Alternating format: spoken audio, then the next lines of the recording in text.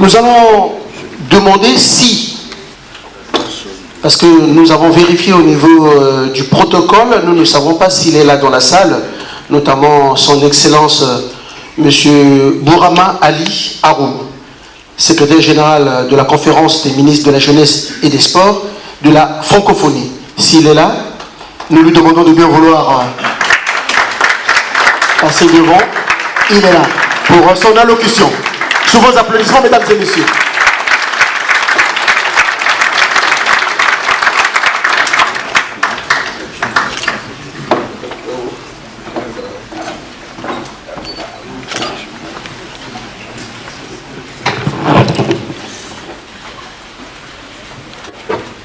Mesdames et messieurs les représentants des chefs d'État et gouvernement,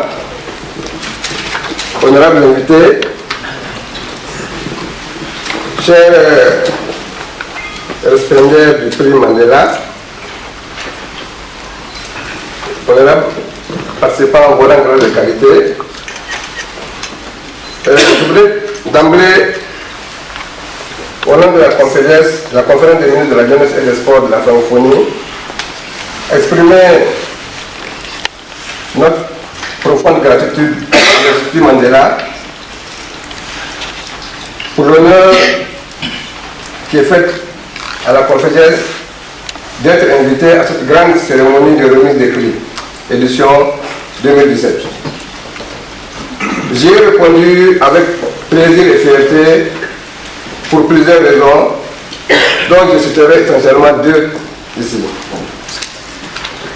Tout d'abord, j'entends marquer par ma présence la totale adhésion de notre organisation sur la qualité du processus de sélection et sur la liste des lauréats que nous connaissons et apprécions. Ce sont en effet de hautes et prestigieuses personnalités qui meurent par leur vision, leurs actions quotidiennes et leur leadership sur la marche du continent africain vers le développement et la paix.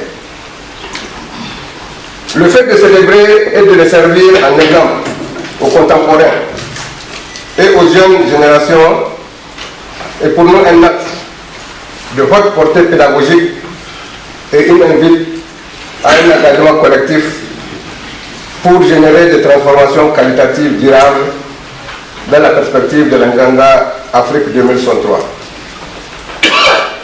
Et je voudrais à ce sujet saluer et féliciter chaleureusement tous les lauréats, avec une mention particulière pour la meilleure sportive, Francine Nyon Sabat de Burundi, qui a été distinguée pour ses actions en faveur des enfants ou ses performances sur le terrain.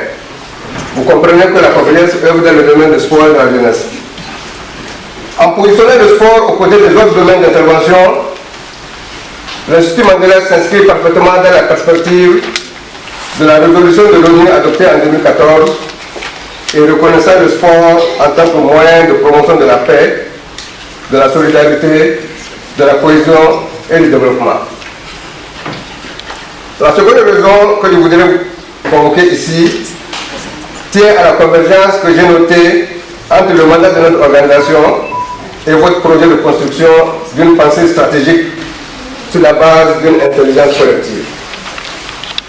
En effet, la conférence, nantie d'un statut de conférence ministérielle permanente au sein de la francophonie, a pour mission de promouvoir la coopération intergouvernementale en matière de jeunesse, de sport et de loisirs, et avec projet à l'horizon 2018 de renforcer la contribution de ce secteur au développement économique et social des États et gouvernements membres. À ces deux motifs sectoriels, Monsieur le Président, j'ajoute la dimension exceptionnelle de votre parrain du prix, le Président Mandela. Parfaite incarnation d'un humanisme achevé et modèle pour tous ceux qui sont attachés au principe d'identité, de complémentarité et de co-responsabilité dans l'édification progressive d'un monde plus juste. Le Président Mandela, par sa pensée et par le riche héritage qu'il a légué à l'humanité, est une source quasi intarissable pour construire une réponse intelligente au global, aux crises multiples, complexes qui traversent notre époque et entretiennent des menaces. Et je voudrais ce faisant renouveler mes vœux de prévention à l'Institut pour la parfaite organisation de la cérémonie et vous assurer de notre entière disponibilité. Je vous remercie de votre attention.